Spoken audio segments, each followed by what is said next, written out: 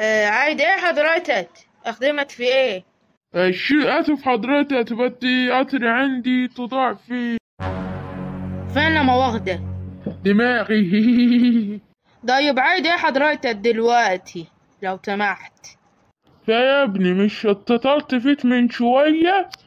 لا انت اتصلت بعقربة انا مودة. هيخي خي خي خي خي خي، ما شاء الله دم دي العتل. هيخي خي خي خي خي خي خي.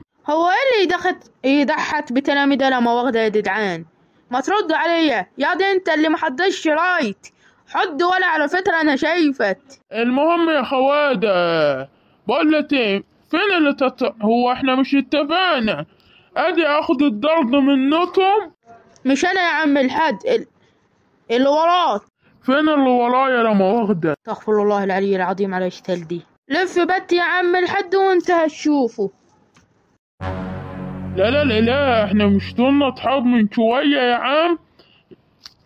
بقولك ايه انت يا عم اللي شايفنا دلوقتي، روح حط لايك على بال ما تكمل الفيديو المعفن ده، ماشي؟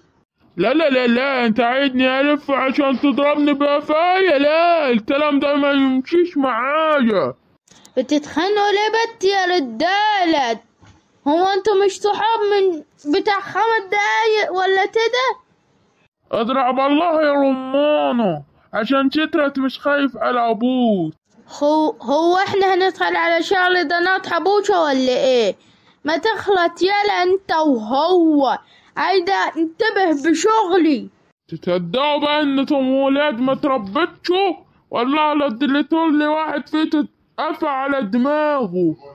تعالالي استناني واد يا مودة.